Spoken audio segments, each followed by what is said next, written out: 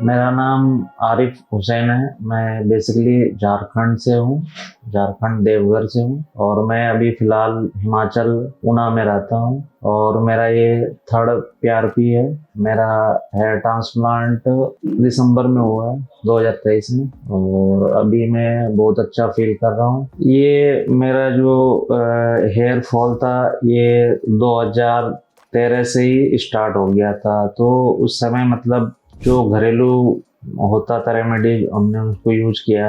बीच में मतलब डर्मोलॉजिस्ट को भी दिखाया, उसने भी दवाई दिया, तो उतना मतलब प्रॉपरली मैं केयर नहीं कर पाया।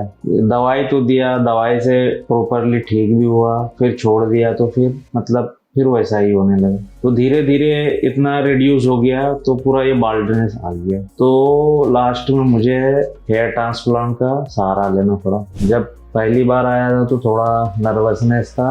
यहाँ पे स्टाफ का बिहेवियर देख करके थोड़ा कॉन्फिडेंस बढ़ गया और यहाँ का जो हाइजीन क्लीनिंग है वो भी बहुत अच्छी तरीके से मेंटेन किया हुआ है और यहाँ का स्टाफ का बिहेवियर भी बहुत अच्छा है। तो कोई दिक्कत नहीं है इस क्लिनिक में आने में। आप बेझिझक आ सकते हैं यहाँ पर और अपना प्रॉब्लम को, समस्या को सॉल्व करने के लिए कंसल्टेंट कर सकते हैं डॉक्टर से। अभी जैसे कि थर्ड पीआरपी मेरा हुआ है तो रिजल्ट तो ऑलमोस्ट अच्छा ही है। फ्रंट का लुक तो बहुत अच्छा आया हुआ है, थोड़ा सा अभी क्रोन का आना बाकी है। तो मुझे लगता है कि और 2-2.5 महीने में जो है ना वो भी अच्छे से आ जाएगा। अभी तो मेरा चेंजेस तो बहुत कुछ हो गया है 6 महीने के अंदर में, बहुत ही चेंज हो गया है। मुझे बहुत लोग तो पहचान ही नहीं पा रहे हैं, मेरे गांव के लोग तो मुझे पहचान ही नहीं पा रहे थे सही से कि भाई कौन है। तो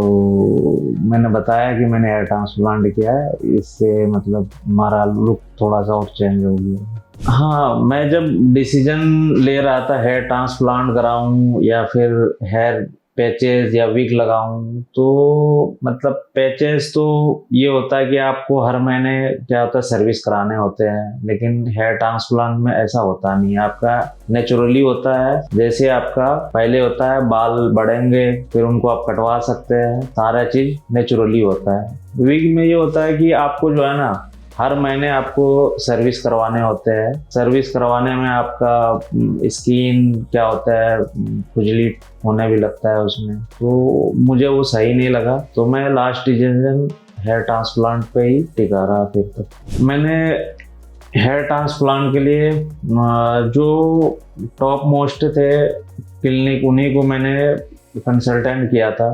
तो मुझे किसी का मतलब कुछ सही नहीं लग रहा था, किसी का कॉस्ट, किसी का कुछ ये था। तो मुझे क्यूएसटी के बारे में पता चला, यहाँ पर बहुत सारा सेलिब्रिटी भी किया हुआ है। मैं यहाँ का पहले रिजल्ट देखा, बैकग्राउंड जो पहले से रिजल्ट था उनका सेटिस्फेक्शन देखा, तो लास्ट में मैंने क्यूएसटी को लॉक कर दिया। सर्जरी तो मतलब फैमिली को तो पहले मैंने बताया नहीं था कि मैं सर्जरी कराने जा रहा हूँ। मैं डायरेक्टली जो है ना क्लिनिक आ गया, बाद में बताया कि मैं सर्जरी कराने जा रहा हूँ। तो फैमिली से तो कुछ बोला नहीं, कि बोला कि पहले बताना चाहिए था कराना है, लेकिन मैंने बोला कि कोई माइनर सर्जरी है। तो थोड़ा सा तो पहले सर्जरी से पहले हेजिटेशन होता था कि भाई पेन होगा, क्या होगा, नहीं होगा। जो पहली बार होता है तो सबको हेजिटेशन होता है हर चीज़ का। लेकिन जब मैं क्लिनिक यहाँ पर आया तो डॉक्टर से कंसल्ट करने के बाद ऑपरेशन रूम लेके गया, तो वहाँ पर मतलब उतना तो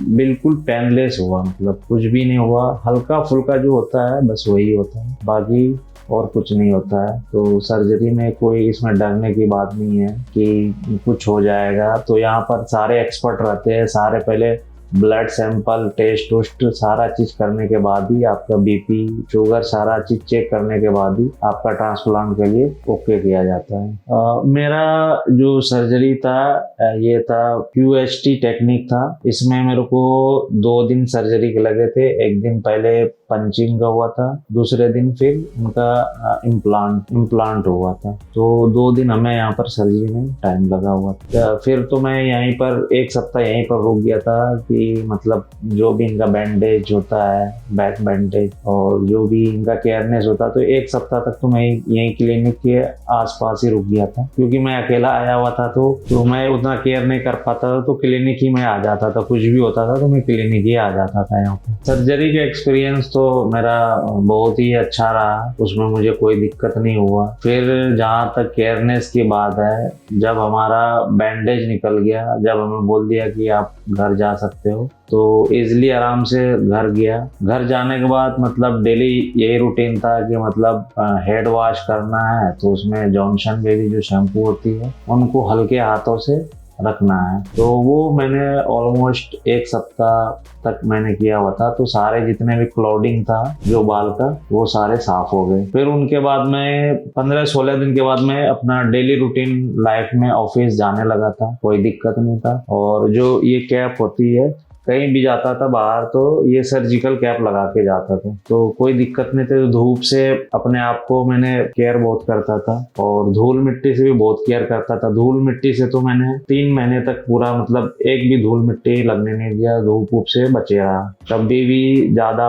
अननेसेसरी बाहर जाता नहीं था, जब कोई काम होता तो तभी जाता था। और उनके बाद जैसे फूडिंग का था, खान पान का, तो उसमें भी बहुत अच्छा से मतलब हमने अपने आप को मेंटेन करके रखा। 1 महीने के बाद मेरा शेडिंग फेज स्टार्ट हो गया, मतलब 15-20 दिन के बाद शेडिंग फेज स्टार्ट हो गया, और ये 2 से 2.5 महीने तक चला। मैं इसमें बिल्कुल भी टेंशन नहीं ले रहा था शेडिंग फेज में, और मेरा शेडिंग फेज में उतना मुझे टेंशन नहीं हो रहा था। मुझे पता था कि ये ट्रांसप्लांट के बाद जो इम्प्लांट किए हुए हैं, ये मतलब बाल फिर से गिरते हैं, और उनके बाद फिर पुनः मतलब 1.5-2 महीने के बाद जो है ना, फिर धीरे धीरे बाल आना स्टार्ट हो जाते हैं। तो फिर सब जब मैं पहला पीआरपी लेने के लिए आया, तो तो फिर मुझे मेडिसिन जो भी मिनॉक्सिडिल होता है, और सीरम होता है, फिनेस्ट्राइड होता है, और जो भी मल्टीविटामिन टेबलेट होता है, ये सब दिया मेरे को क्लिनिक में। तो तभी से मैं प्रॉपरली मतलब मैं दवाई भी ले रहा हूँ, और जो अपना न्यूट्रिशन होता है वो भी प्रॉपरली मैं अभी ले रहा हूँ। ये मेरा 3rd पीआरपी है, और जो मेरा एक्सपेक्टेशन था तो उस पे मैं खरा उतर रहा हूँ। और जो भी आदमी मतलब हेयर फॉल से परेशान है, मतलब ठीक नहीं हो पा रहा है, हेयर फॉल नेचुरली नहीं हो पा रहा है, मेडिसिन से नहीं हो पा रहा है, तो उनको अपना अगर लुक सही करना है तो आप हेयर ट्रांसप्लांट करवा सकते हैं। और क्यूएसटी की जहाँ तक बात है, यहाँ का जो प्राइस है अफोर्डेबल है। पूरे इंडिया में आपको ऐसा प्राइस जो है ना नहीं मिलेगा, जो कि अफोर्डेबल भी है। और यहाँ पर अच्छे से स्टाफ आपको मेंटेन भी करते हैं सारा चीज। जो भी आपको प्रॉब्लम होता है एक एक चीज आपको बताते हैं, और यहाँ के स्टाफ आपसे जो भी आपकी प्रॉब्लम होती है बार बार आपको कॉल पे पूछते हैं। आपको डे टू डे रूटीन जो है ना आपका फीडबैक लेते रहते हैं। कोई प्रॉब्लम होता है, प्रॉब्लम हो रहा है कि नहीं हो रहा है, आपसे बार बार जो है ना महीने में या 15 दिन में 20 दिन में आपसे जो है ना कंसल्ट करते रहते हैं। तो उतना कोई प्रॉब्लम नहीं है, आप क्यूएसटी में आकर के करवा सकते हैं। इनका एक क्यूएसटी चैनल भी है यूट्यूब पे, जो कि आप उसमें सारे बंदे का वीडियो डालते हैं, आप रिजल्ट दे सकते हैं, और यहाँ पर भी विजिट करके दे सकते हैं। बहुत सारे आदमी यहाँ पर आते हैं। Thank you क्यूएसटी। फिर नेक्स्ट टाइम मिलूंगा अगले पीआरपी के लिए, बेस्ट रिजल्ट के लिए।